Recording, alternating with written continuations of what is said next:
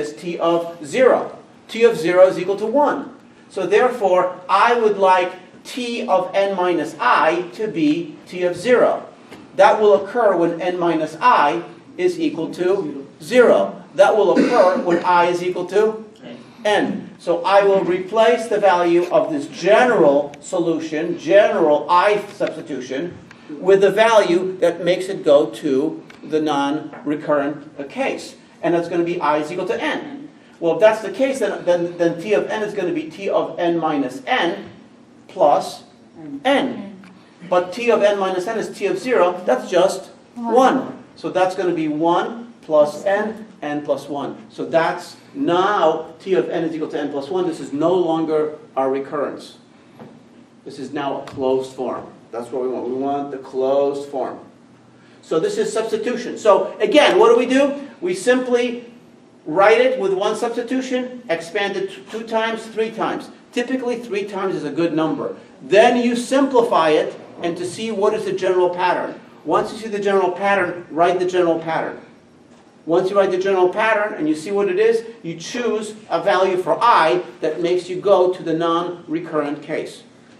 Once we have the non-recurrent case, we substitute and we have a solution.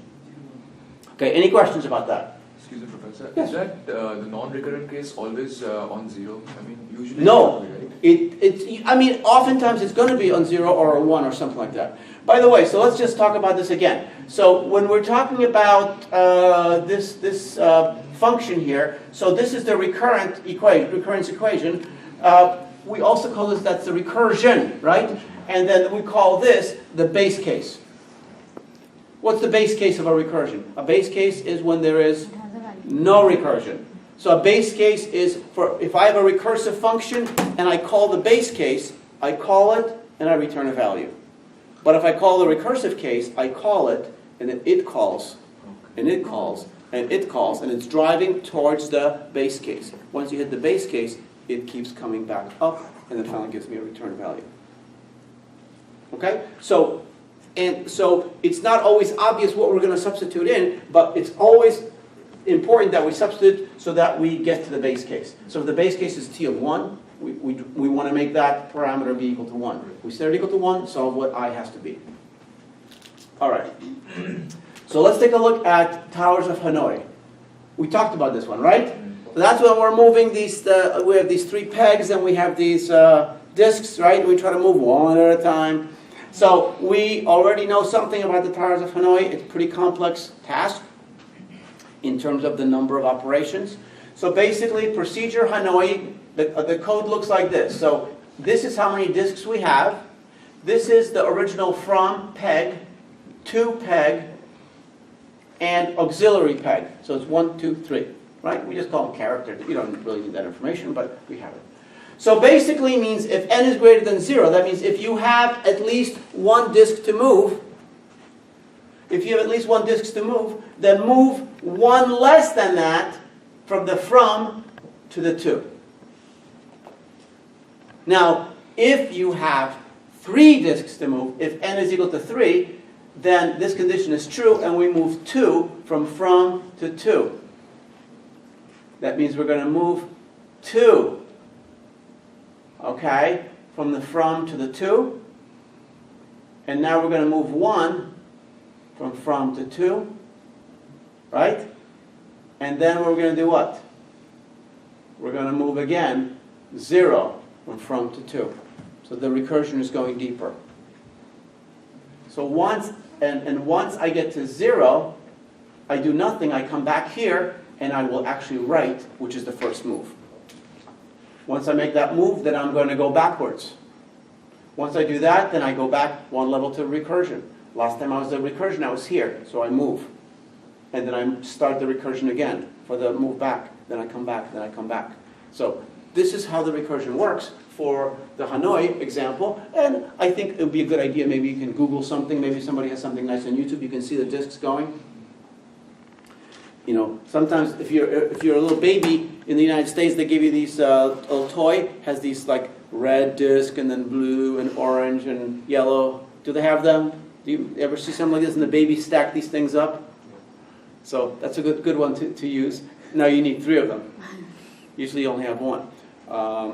We don't ask actually babies to solve towers of Hanoi because they'll just pick up all the disks and move them because they don't like to follow the rules. But the bottom line is, so that's the idea. So now we look at the code, and so again, this is the code, this is the recurrence. So let's find out how to write the recurrence, because you're going to have to start making that connection from code to math.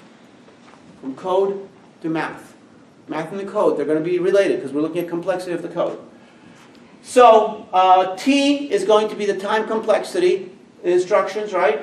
T of 0 is equal to 0. Again, what is 0? 0 is n. So if n is 0, then the condition n greater than 0 is false. Therefore, we do nothing. So that means t of 0 is 0. If you ask me to move 0 disks in Towers of Hanoi, then I'm going to say I'm done. Move 0, done. Because moving 0 means you don't have to do anything. So that's why t of 0 is equal to 0. But if n is not 0, greater than 0, then we have to do this. Now, if this is t of n, then this is t of n minus 1. And if this is t of n, then this is t of n minus 1. And this is another t of n minus 1. And this is a step. This is not a recurrence. This is a step. Write something. Well, that's one instruction. So we're going to call this one step. So that's where we get this. So t of 0 is 0 because if n is 0, we don't do anything.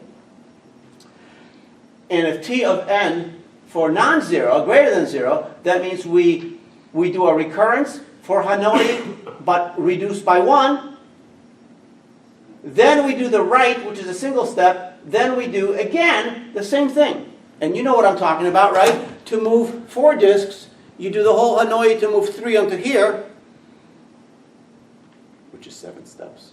You move the big one here, and then you treat this as the auxiliary, this is the end, and you move these 3 back into 7 more steps to put them on here.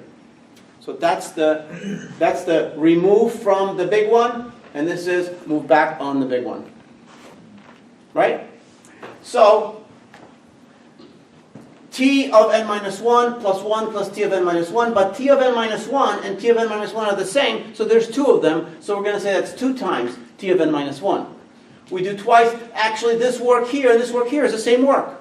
So we just double it, 2 times t of n minus 1. So that's our recurrence. So now we want to find the closed form. To find the closed form, again, we're going to look at the pattern. So t of n is this one substitution here. And then t of n minus 1 is in here. Notice it's not the 2, it's starting from t up to here. So that's going to be equal to n minus 1 substituted into n. So that's going to be t of n minus 1 is going to be 2 times t of n minus 2 plus 1. So we can see how it just expands like this. And now we have to do the substitution and simplify it. So what we do here is we have 2 times t of n minus 1. And then what happens is just this part is what this is. So we have to expand the parentheses with 2t of n minus 2 plus 1. That's just a substitution for this. So the 2 comes along.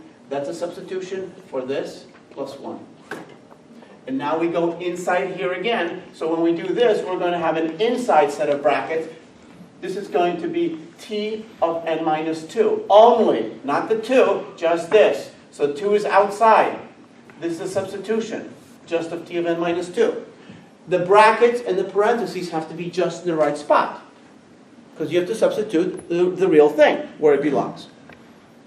Okay, so what we do is we got the one substitution, the second substitution, and now we substitute again for here. So notice we have 2 times 2, and then this is again substituted here, 2t of n minus 3 plus 1, plus 1, plus 1. So this one, the pattern is not so obvious, because notice that this 2 has to be distributed. This 2 is 2t, but then this 2 over here is going to be, that's going to be 2 times 2 and 2 times 1. So that's going to be 2 squared. This is going to be 2. This is going to be 2 cubed, 2 squared, and this is going to be 2. This is going to be 1. Okay? You get the idea? Yes? So when we multiply this out, I'm going to try to simplify this. I'm going to rewrite this because I'm seeing powers of 2. So I'm seeing this is 2 times 2 is 2 to the third. And then I'm going to multiply it by this. This is going to be 2. So finally I get 2 times 2 squared this. Then I write this as 2 to the 1. This is 2 to the 0. And this is also 2 to the 0. And then I multiply it by 2. So 2 times 2 squared is 2 cubed. Okay? 2 times 2 to the 1 is 2 to the 2. 2 times 2 to the 0 is 2 to the 1. And outside the parentheses is my 1, which is 2 to the 0 power. So I'm seeing a pattern. And the pattern is, if I repeat this I times, I did it 3 times. I did it 3 times, and I got 2 to the power of the number of repetitions, n minus the number of repetitions, and then 2 to the power of 0, 1, 2, 1 less than the number of repetitions. I have to see this pattern. Once I see the pattern, then I realize that I'm going to basically say this is going to be, in general, 2 to the I power times t to the n minus I. But then, since I is 3, but the power goes from 0 to 2, I'm going to go 2 to the 0, but up to 2 to the I minus 1. Not 2 to the I, 2 to the I minus 1. Because I can see in my pattern, my power goes. So if I were to repeat it a 4th time, I would get 2 to the 4th times t to the n minus plus 2 to the 3, 2 to the 2, 2 to the 1, 2 to the 0. So this captures this repetition. Okay? So what we have here is we are going to now again try to solve the recurrence by substituting here something that's part of the base case. And we can see t of 0 is equal to 0. T of 0 is equal to 0. Well, t of 0 will occur if I is equal to n, because if I is equal to n, then n minus n is 0. T of 0 is equal to 0. So we're going to let I equal to n, then t of 0 becomes 0, and 0 times 2 to the I, or 2 to the n, is 0. So notice this whole thing disappears. But what doesn't disappear is this all the way to here, the summation. So we have the sum as I goes from 0 to n minus 1, 2 to the I. So we have to find this. Now this, we're going to talk about this. You may remember, this is a geometric series. A geometric series is when you have a sequence of terms where each term is the first term multiplied by a constant ratio. So for example, if the first value is 1 and the ratio is 2, the next term is 2 times 1, which is 2. The next term is 2 times 2, which is 4. The next term is 2 times 4, which is 8. The next term is 2 times 8, which is 16. If you have that type of a series or sequence, that's called a geometric series. If the first term is 1 and the ratio is 1/2, that's going to be 1 times 1/2 is 1/2. 1/2 times 1/2 is a quarter. A quarter times 1/2 is an eighth. That's a geometric series. If the first term is 1/3 and the next term is 1/9, and it's a geometric series, what's the next term? 1 by 27. 1 over 27. 1 divided by 27. If the first term is 1/2 and the next term is 1/6, what's the following term? And what's the ratio? 1 by 3. Okay. Okay, so all of these are geometric series. Now, the geometric series requires that the multiplier typically is greater than 0. Not 0. Greater than 0. Could be a fraction. If it's a fraction, that means the terms are getting smaller. If it's more than 1, the terms are getting bigger.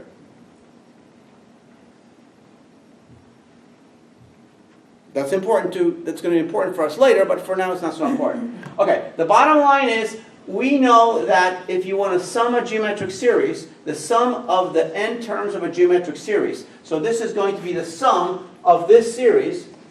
Now, how many terms are in this series? Well, they start at 0, they go to n minus 1, so it's n. It's exactly n. What's the ratio? 2. Because how do I know that? It's 2 to the 0, 2 to the 1, 2 to the 2. So it's 1, 2, 4, 8, 16. This is what we have here. And the last term is going to be 2 to the n minus 1. The first term is going to be 2 to the 0, which is 1. In this particular summation, it's A represents the first term of the series. Same thing. This represents the ratio, which is 2. The first term is 1 minus 1 times 2. And this represents the number of terms. And how many terms do we have again? N. So our particular case, we're going to say A is 1. minus 1 times 2 to the n over 1 minus the ratio, which is 2. So that gives us 1 minus 2 to the n over 1 minus 2. That's 1 minus 2 to the n over negative 1. If I multiply by negative 1 over negative 1, I get 2 to the n minus 1. And so 2 to the n minus 1 is the closed form for our recurrence. So this recurrence right here, this recurrence, t of n is equal to 2 times t of n minus 1 plus 1, is simply 2 to the n minus 1. That's the closed form. So every recursive algorithm, we try to get to the closed form. So one technique is to use repeated substitution. We're going to look at a couple other techniques. Okay, so let's try to solve the binary search. So we talked about the binary search already before. We proved the correctness of the binary search. This binary search is slightly different, and I'll point out to you why it's different. Because basically this one says if the middle of the array is matching, then return true. Okay? The other one, I think we said if it's less than or equal to, then we go to the left. If it's greater than, we go to the right. This one looks at the middle, and then splits and splits. Okay. So, remember our array is being keyed or indexed from A to B, A being the low index, B being the high index. If A is greater than B, what does it mean? What does that mean? How many elements? 0. So n is equal to 0. If A is equal to B, how many elements? 1. If A is less than B, More than 1. 2 or more. That's it, right? So if A is greater than B, bin search returns false. There is no success. Else means that we have at least one element. So we'll find the middle of the array, which is the 2 indexes, top, bottom, divided by 2, right? Integer division. Check the middle element. That's our characteristic operation.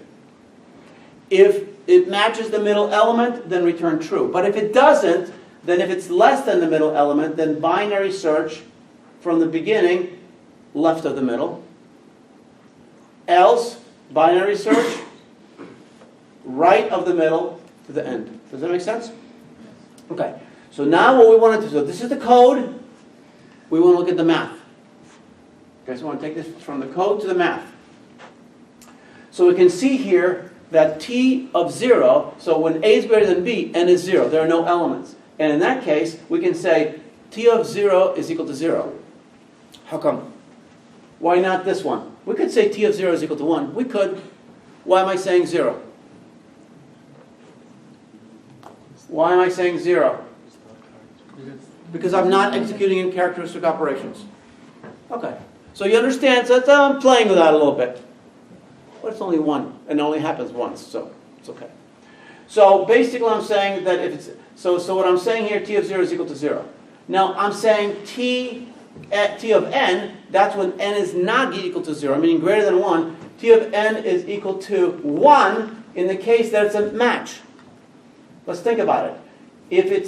If we calculate the middle, then we check if it's a match, and if it is, we'll return true. So therefore, the cost of matching on one attempt is 1. Okay, so we have here, whoops, wrong one. So we have here t of n is equal to 1 if it's a match. If it's not a match, well, I'm either going to go to the left because x is less than the middle, or I'm going to go to the right because x is right in the middle. And I wrote it like this. So 1, because I'm still checking the characteristic operation. And then I'm going to the left, which is going to be n plus 1 over 2 minus 1. And this is going to be n minus n plus 1 over 2 minus 1. All I'm doing is basically I'm splitting these numbers kind of in the middle. Why? Well, let's say n is equal to 16. Right? If it's equal to 16, and let's say it's not a match, then what's n plus 1? 17 over 2. What's that?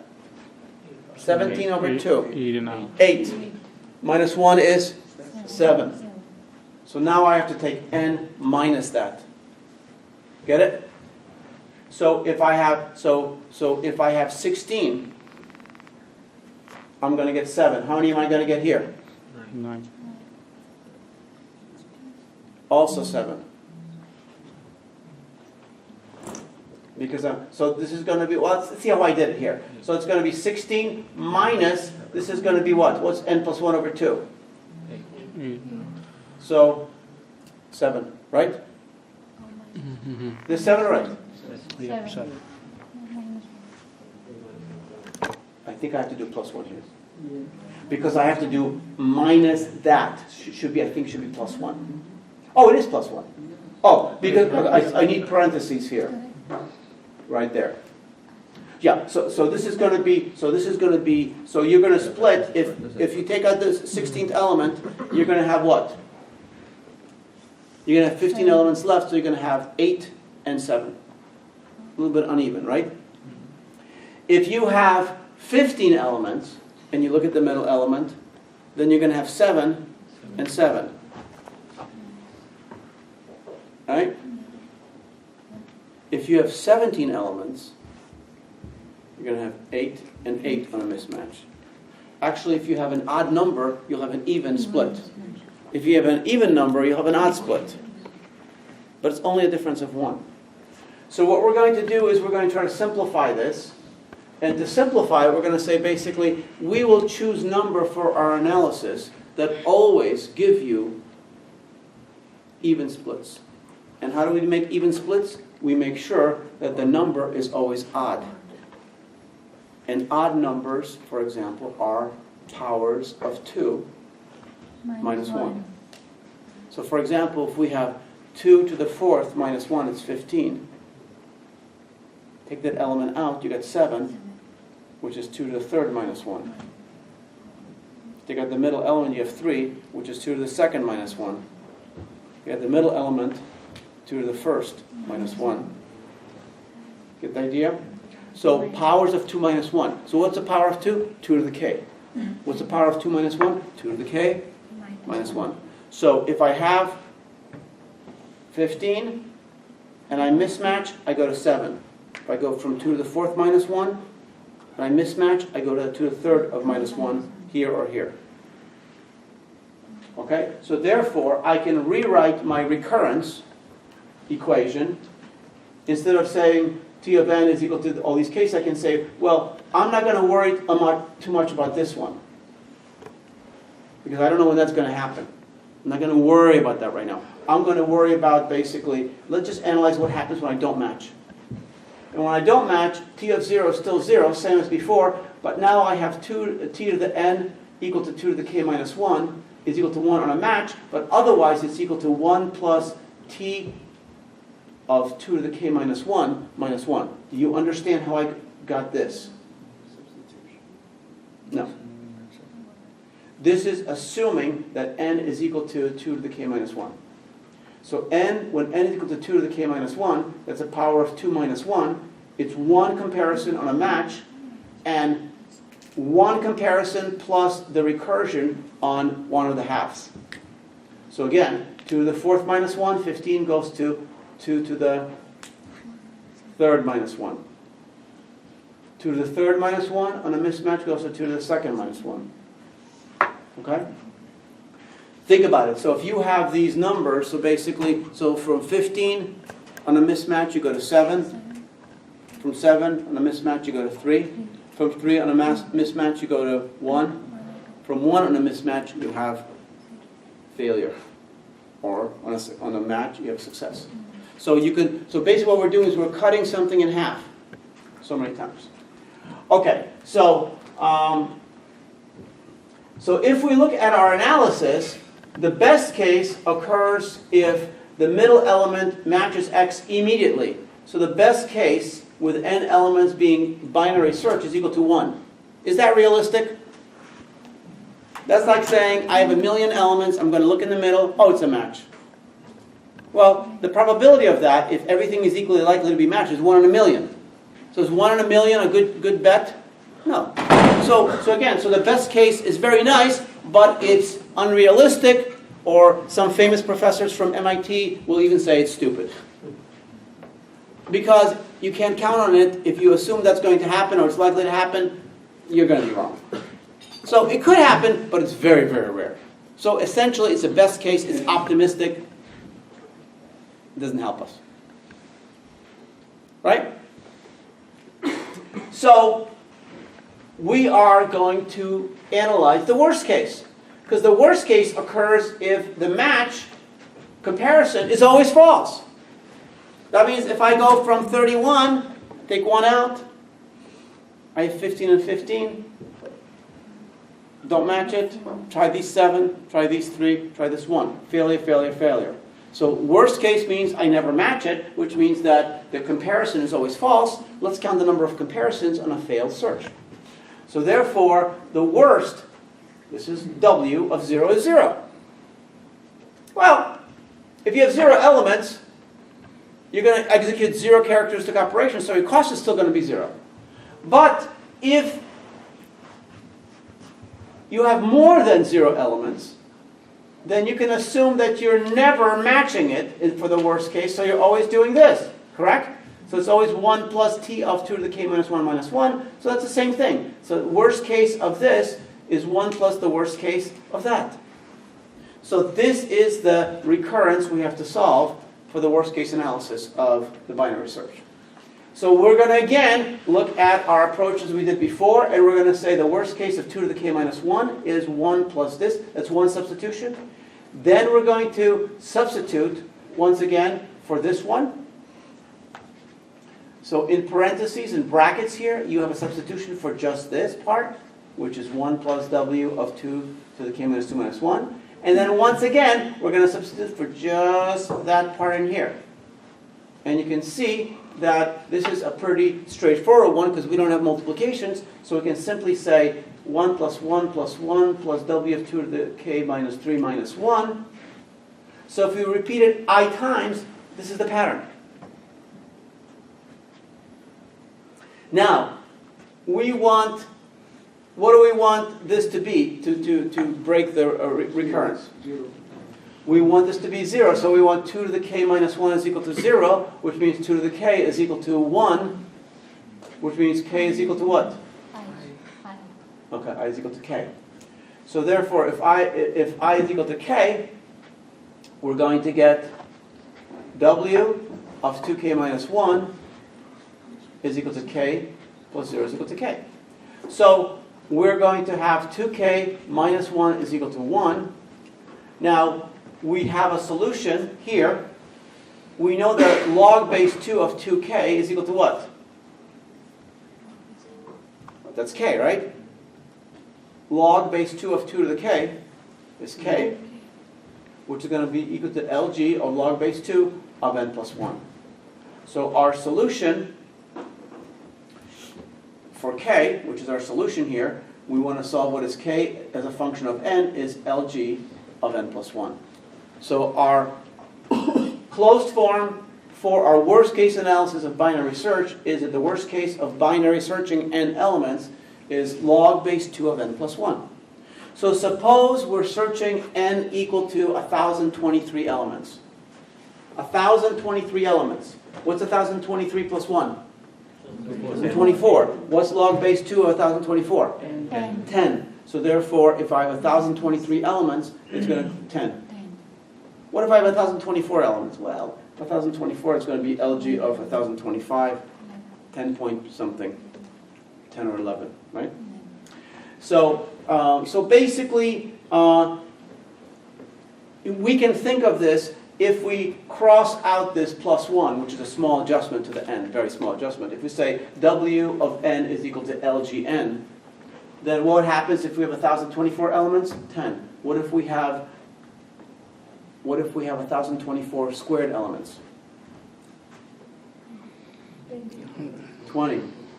And 1,000 squared is a million, right? It's a meg. What if we have, so if we have a million, it's about 20. What if we have a billion? 30. A billion is going to be 1,000 times 1,000 times another 1,000, which is a k times a k times a k. So that's going to be 30. So if we have a billion elements, binary search in the worst case will only make 30 characteristic operations. So it's very fast. Why is it so fast? Because its complexity is LG. Which is, what is that? It's a log. But it's not ln, it's not log, doesn't matter. Logs are all very, very close. We're going to see that. All logs are actually proportional to each other.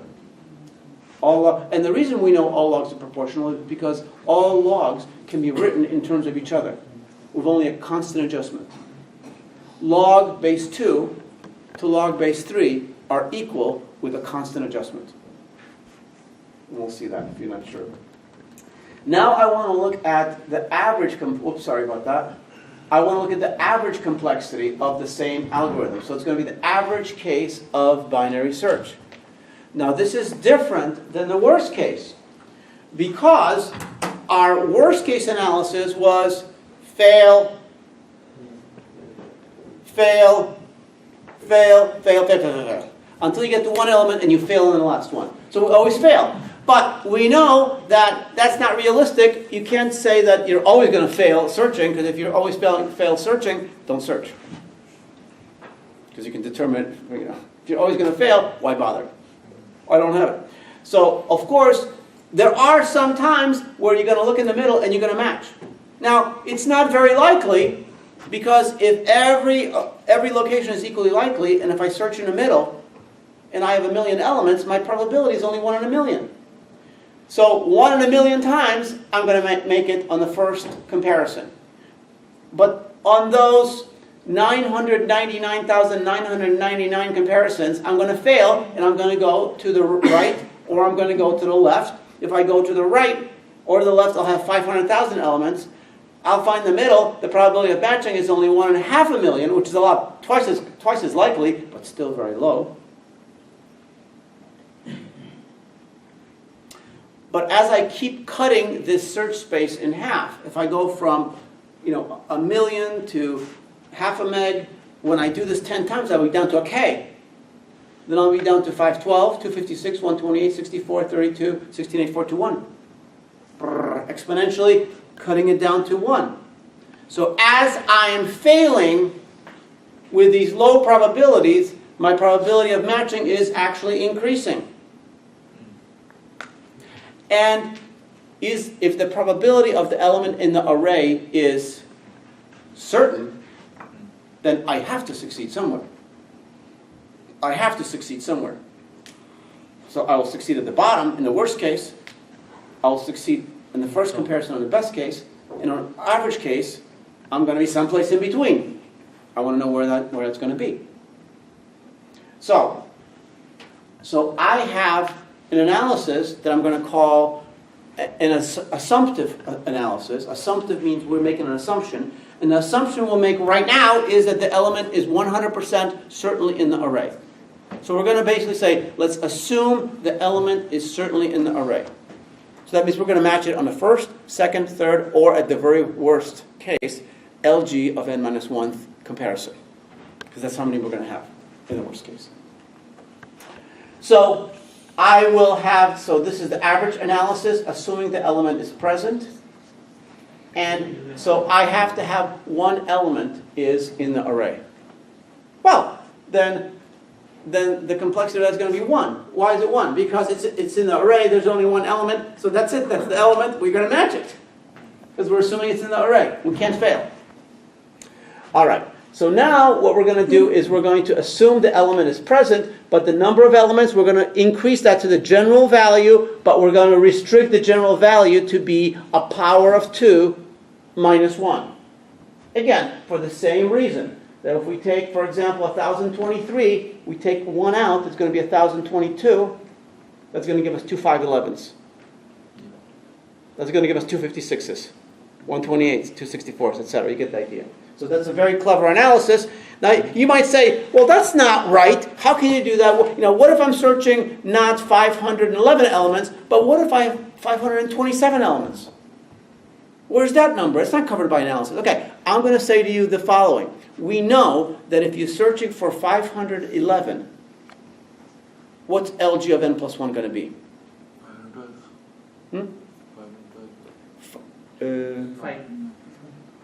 8. 10. Or 9. 9. I forget. I thought the question was so easy. Oh, no. And then when you give me a different answer, I forgot. Yeah, so if you have 511 elements, okay? Now I forgot what the question was, so we're talking about. How many comparisons? And we're looking at the what? Which case right now? No.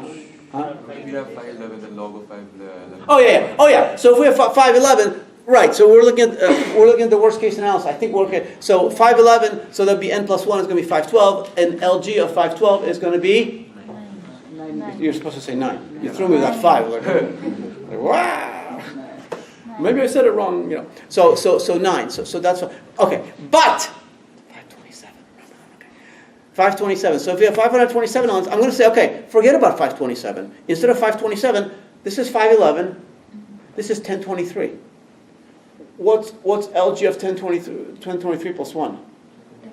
10. What's LG of 511 plus 1? 9. So that we know that with 527, you might do as well as 9. You will do no worse than 10. Does that make sense? And that's why we can do this, because we can be only off by a factor of literally 1 in terms of our absolute solution. So that's a good thing. So whenever we can restrict our set of values of n to fit a particular pattern, that makes it easier to analyze. It's a lot easier than using floor functions and ceiling functions, because then you have to worry about the split when the numbers are even, and you split and then you have an uneven number, but the difference is only by 1. And guess what? The probability of going off by 1 here and off by 1 there balances each other out. It just does. Okay, so that's why we're using, so basically what we're saying is n is equal to 2 to the k minus 1. I'll write it out here on the board.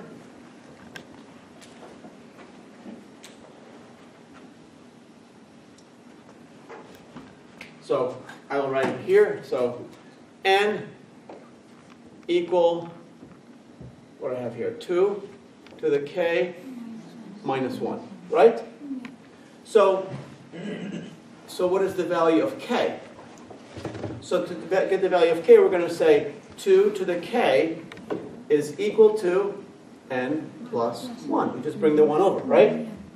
And now to drop the k out, we need to take the LG of this. So that's going to k is equal to LG of n plus 1. So n is 2 to the k minus 1, and k is just basically log of n. Okay, so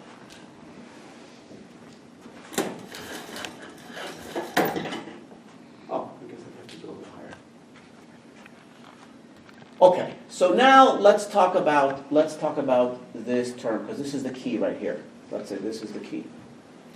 And so what we have is we have 1 minus 1 over 2 to the k minus 1 plus a of 2 to the k minus 1 minus 1. We get this part. If you have 2 to the k minus 1, then the time complexity of that is going to be a 2 to the k minus 1 minus 1, because that's going to be that remaining piece after you take the middle element out. But this part, what is 1 minus 1 over 2 to the k minus 1? Well, first of all, what is 1 over 2 to the k minus 1? If the number of elements is 2 to the k minus 1, then 1 over 2 to the k minus 1 is the probability of matching that element. So if 2k minus 1 is equal to 511, then this is 1 over 511. So this is going to be 1 minus 1 over 511, or 510 over 511.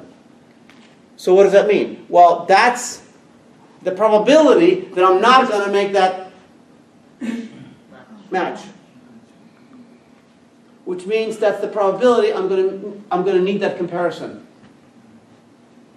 So on average, let's think about it.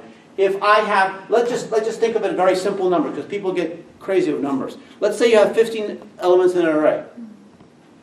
15 elements in an array. And so every time you do a binary search, you're going to find that 8th element, which splits the top 7 and the bottom 7 apart. You're going to take that element. If every one of them is equally likely, how many times are you going to match it? If you run it 1,500 times, 15 random elements, and you're going to search, and they're sorted. How many times are you going to match it on that one? 1 out of 15 times. Which means that 1 out of 15 times it's going to be a match. So basically, the amount of work you're going to be doing is 14 out of 15 times you're going to the next level. And 1 out of 15 times you're not going to the next level. And so this is counting the average number of times you're going to hit that operation to go deeper. But that's the setup. So as we go to the next level, and we're going to do a substitution here, because now what we're going to do is we're going to replace this a to the 2k minus 1 by substituting k minus 1 for k. And so what happens here from bracket to bracket is a substitution for this. Okay? Which gives us 1 minus 1 over 2 to the k minus 1. That's the probability of matching it in the half that remains, plus the average cost of the next half. And we expand, and basically what we have is, if you repeat this I times, we're going to get this type of a pattern. So it's going to be this one, so it's going to be I, because notice we always have 1, plus 1, plus 1, so it's going to be in general I. And then we always have minus, minus, minus. And so we look at the pattern. We look at the pattern here, k minus 3, that's going to be k minus I. And then we look at the other pattern. We have k, k minus 1, k minus 2. So we start with k, but we don't go to k minus I, we go to k minus I plus 1. K minus I plus 1. That's k minus I minus 1. K minus I plus 1. Does that make sense? Okay, so that's what we have here.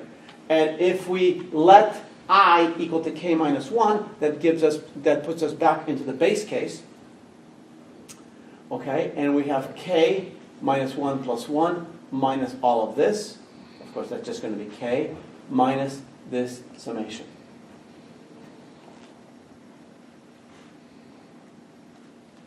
Now, I'm not going to go through the math specifically here, but we have an integral to solve, and I'm going to be talking about some integrals later on as we need to do them. The bottom line is we have an integral. We're going to approximate the integral. We're going to say this integral is very close to this integral. We're going to solve this integral. It's a little easier to solve. And so we're going to get this result right here. Now, we're going to substitute for the value of k. Remember, k is Lg of n plus 1. So if k is Lg of n plus 1, what we have is 1 over 2 log 2, 2 minus k times over element 2, and this is going to be substituting here for k, so minus Lg of n plus 1. And we continue simplifying, and so the average complexity of the element being present out of n elements is going to be Lg of n plus 1 minus 1 over 2 log 2 plus 1 over log 2 n plus 1.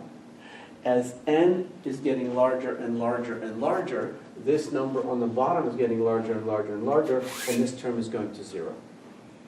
And 1 over 2 log 2 is a constant, and that constant is about 0.7. So we have Lg of n plus 1 minus about 0.7. And that never changes. It doesn't matter how big n is, it's always going to be 0.7. So that's very interesting, because actually the average, with the assumption that this thing is present, Lg of n plus 1 was actually the worst case analysis, wasn't it? That was the worst case result, Lg of n plus 1. But now we have Lg of n plus 1 minus 0.72. So that means our average complexity, with assuming the element is present, is roughly speaking 1 fewer comparison. That tells us that if we have 1,000,000 elements, the worst case is about 20, but the average case is about 19. Now why is the average case almost the worst case? Well, don't look at it that way. Why is the worst case so good? And the reason is because if you look at this array, right? Why do you think the average case is almost the same as the worst case? Well, when you look at the first element, you only looked at 1 in a million. So then you had this 500,000, right, left over. So you look at this one, now you only looked at 1.5 million. So you were not eliminating many elements. So as you go lower in the recursion of binary search, you're going to go to 16 elements, 8, 4, 2, 1. Eventually you're going to find it. But your probability of finding it is increasing exponentially as the number of elements is decreasing exponentially. You're cutting the elements in half, right? 1,024, 500, 256, they're decreasing exponentially, but the probability of finding it is increasing exponentially, right? It's doubling, is what it's not increasing exponentially, it's doubling. 1 out of a million, 1 out of 500,000, 1 out of 250,000. So it's twice as likely, twice as likely, twice as likely. So it is exponentially rising. Times 2, times 2, times 2, times 2. Probability exponentially rising, number of elements exponentially falling. Professor? Yes? The average case, does it... We didn't talk about the average case. This is the average case element being present. being present. Assume. Yeah, so if the number of elements is low, I mean, does the average case also go down? Because we're not eliminating a lot of elements then, right? Well, this is a pretty close approximation of what it actually is, using our assumption. Keep in mind that this number, if for example, even if n is like 10 elements, or let's say 16, 15 elements, 15 plus 1 is 16, 16 times, so this is going to be still going to be a very small number. So even with 16, so that's why, and when n goes big, now, if you say, well, I'm only interested in binary searching 16 elements, well, in that case, don't bother binary searching because, you can do this in linear fashion. It's only 16 elements. It's going to be really fast anyway. So really, we're using it for large spaces. So in large cases, this n is going to be so large, it'll just make everything go to 0. Okay. All right. So now, we're going to put together our two results. So we did an analysis of the average case,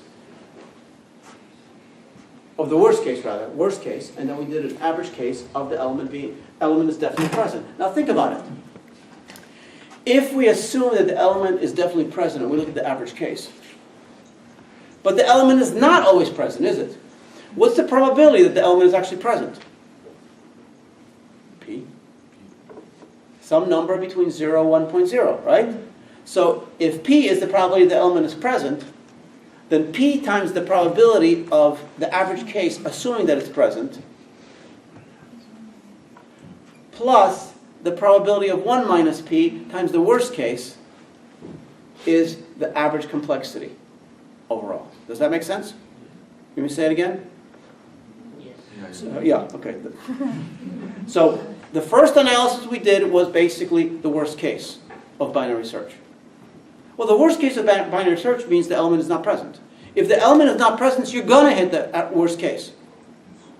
But when the element is definitely present, you're going to get the one average, assuming the element is present. Now, we have to weigh these two. When are we going to get this one? When are we going to get that one? Well, we're going to get this, assuming it's present, with the probability of P. And we're going to get this one with the probability of 1 minus P. And that's what we have here. So basically what we're going to do here is we're going to take P times this whole probability. Remember this probability we just had on the previous page? Plus 1 minus P times the worst case. And when we look at this very carefully, we get this result. So average case, let's say P, let's say n is equal to 1023, and all I did here is I just plugged in the values, okay? So I have P times this minus this plus this. This is the small constant, right? Plus 1 minus P times LG of 1024, and I have the P times 1.3 times plus 1 minus P times 10. That makes sense, right? This is the 0.7. This is so small, it's not significant. Does that make sense? So when P is equal to 1.0, my average complexity is 9.3. When P is equal to 0, my average complexity is 10. But my average complexity, no matter what the value of P, is always going to be between 9.3 and 10 when n is equal to 1023. Okay? Does that make sense? Now, if you do this for large values of n, for example, if you say instead of 1023, how about if you put a million minus 1 or a meg minus 1? Believe it or not, you're going to get between 20 and 19. Because this constant is still going to disappear. This constant is still going to disappear. This is still going to be a constant. This is still going to be Lg of a meg, which is going to be 20. 20 minus 0.7. So you're going to get 19.3. 1 minus p times 20. So the average complexity of a binary search is effectively the same. Because it's plus or minus 1, right? At most. Professor, if Almost the same as the worst case. Professor, if that 1024 actually goes down to a very small number, then it doesn't disappear then, right? Well, you're taking this one right here, if that's the 1024 goes down. Yes. I mean, of course. For example, when this 1024, let's say, goes down to 1, then you're going to have 1 times 0.7, 1 divided by 0.7, you know. But then you get into a ridiculous situation. Why are you binary searching one element? This is really a formula for values of n that are relatively large. Otherwise, it doesn't make any sense. You can do it yourself. For example, something I love to do in a midterm exam, I give you an array that's sorted, okay, and I say, tell me exactly what is the expected number of comparisons on average, assuming every element is equally likely. Assuming the element is in the array, or maybe not in the array. So now you have to think about it. So if you have 7 elements, 1 comparison for this element, correct? If it's a match. What's the probability? 1 over 15. 1 over, yeah, what is it, 7? 1 over 7. How many comparisons on this match?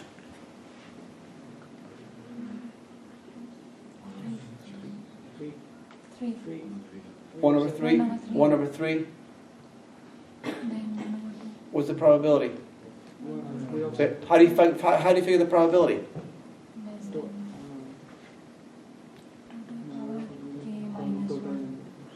So you start with 7. What's the probability you're going to match it? 1 out of 7. What's the probability you're not going to match it? 6 by 7. What's the probability you're going to match this one? 6 by 7 into But the probability of matching this one is going to be the probability you don't match this and you match this. 6 by 7 into 1. Okay? So if I give you a very tiny tree, you should be able to give me an actual number. Think about it. Good homework problem, I think, maybe. Right? All right.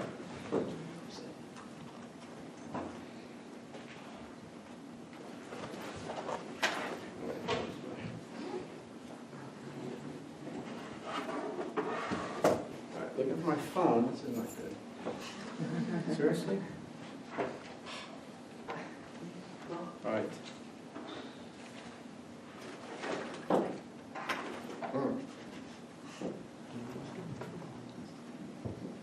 Could have left it in my other class, huh? I never do that. I must have put it in a stupid place. This is called a linear search. Very bad.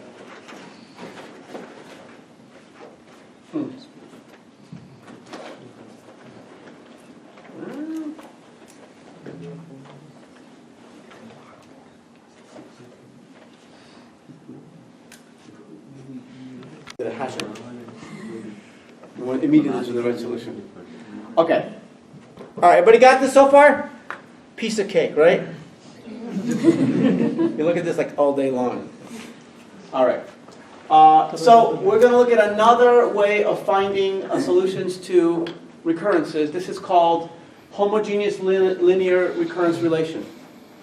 This is very similar to how we solve first-order linear differential equations. When we have a recurrence equation, sometimes we call it a difference equation. Okay, so this is so very similar to, so the difference between a differential equation and a difference equation is that the difference equation is discrete. And a differential equation is continuous. That's the big difference. So we're going to use a similar approach in our solution to this homogeneous linear recurrence relational equation as we solve simple differential equations, homogeneous linear equations, to difference equations. Okay? Because they also have similar characteristics.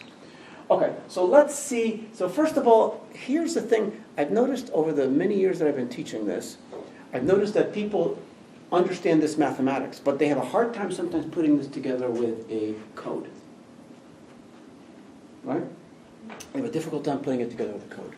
So the recurrence relation says a of n is equal to 5 times a of n minus 1 minus 6 times a of n minus 2. I'm not going to give you a code here, but I could ask you to write the code. It doesn't have to be anything meaningful, but it has to have the same complexity. So this is the same thing as t of n is equal to 5 times t of n minus 1 minus 6 times t of n minus 2. Right? So I now have a function, let's call it f. So what does this code look like? Who can describe to me what the code, pseudocode, would look like to generate this complexity? And you can talk to me in terms of recurrences and loops and multiple executions or whatever you want to do. How do I get this recurrence in a code?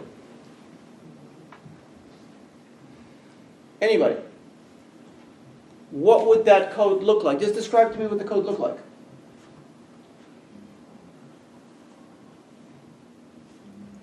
Function n, parameter, a function that says function f, parameters n. Now here's the bracket. What's going on here?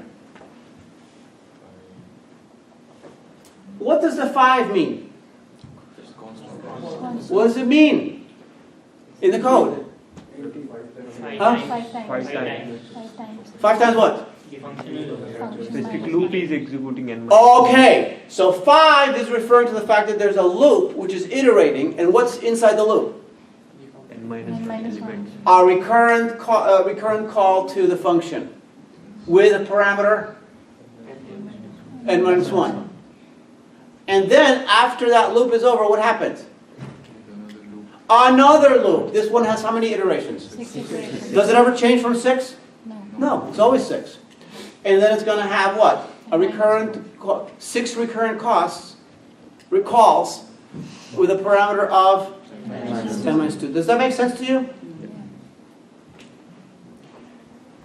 In the past, I've noticed that some students see this and they think basically it's going to be, they think that it's going to be, well, I don't even want to say what because I think this, but you understand what this is? So this code will be a loop with 5 iterations of a recurrence with 1 less, and then we have minus 6 here, whatever that means. But that's a recurrence in this case. Okay, so we want to solve a recurrence in general. So the way we're going to solve this recurrence is we're going to need some beginning, because basically we can certainly find out the value of A2. A2 is 5 times A1 minus 6 times A0. Sometimes we say A0. Naught is 0, right? So if A0 is 1 and A1 is 7, then A2 is 5 times 7, which is 35, minus 6 times 1. 29. So A2 should be 29. And A3 is going to be 5 times 29 minus 6 times 7. Get the idea? So if I asked you for what is the value of A of 20, you'd be working all week. Yeah. Maybe not, but you wouldn't like me so much. But that's because you didn't find the closed form. So we want to find the closed form for A sub n without the recurrence. So we want to solve for the closed form. Of course, if I didn't give you this, could you find me the answer for A2? No, you couldn't, but you could still tell me the general answer for, you could assume that A0 is equal to C and A1 is equal to D, and then you could base it upon that. And then if you know what C and D are, you can plug them in and you get an actual solution. Okay, so let's see how that's going to look. So in general, we can say the recurrence could be essentially any kind of polynomial, a sub n plus c, where this is going to be always 1, so we can always force this to be 1. If it's not 1, we divide it by this, and the other coefficients adjust. So a sub n plus some number of a sub n minus 1 plus some number times n minus 2, all the way to n minus k. And all of these things we're going to say are equal to 0, because we can basically say minus this plus this is equal to 0. We can always set them equal to 0. And so we have this equation, we have this equation, and we have this equation. And so now we're going to require a certain number of these initial conditions. If it's a sub n based on the two previous values, we require 2 initial conditions. If a sub n is based on 3 previous values, we require 3 initial conditions, otherwise we cannot even figure out the 4th value. Okay, so this is a general one. We're not going to be interested in the general one so much, but we're interested in solving the recurrence. So the recurrence that we had, again, looks like this. So it's going to have a n is equal to 5 times a n minus 1 minus 6 times a of sub n minus 2. So what we're going to do is we're going to use the differential equation technique, knowing that we'll sort of use the idea that the recurrence or the derivative of an exponential function is an exponential function of some kind. You guys are familiar with e to the x derivative? E to the x is an exponential function. The derivative of e to the x is? E to the x. The derivative of 2 to the x is 2 to the x natural log of 2, which is a constant. So the derivative of an exponential is an exponential, so therefore a recurrence is kind of like a derivative. So when we start, so what we're going to do is going to attempt to solve our recurrence equation or recurrence relation by a substitution. We're going to try a substitution, see if we can solve it. And the substitution is going to look like this. Any a sub n will be replaced by r to the n. So if a sub n is equal to r to the n, then this is r to the n equals 5 times r to the n minus 1 minus 6 times r to the n minus 2. Correct? I can make that substitution. Why? Because I can. Because I'm using the idea that I'm going to try an exponential solution, which is what we do with simple linear differential equations. We're going to try it with our difference equations. So once I have that, I have r to the n equals this minus this. Then what I'm going to do, I'm going to toss everything on the left-hand side, set it equal to 0. And then what I'm going to do is I'm going to divide it by the r to the n minus 2 power, which will make this into a constant, and this into a linear, and this into a square. By doing that, I have now created a quadratic equation for the second power. So that gives me this equation. Now in this case, this equation is factorable. So r minus 2 times r minus 3 is equal to 0. My solutions for r are 2 and 3. Since r is 2 and 3, then basically what we have is r is 2 to the n, and the other r is 3 to the n. So the solutions for this are, it works for 2 to the n, and it works for 3 to the n.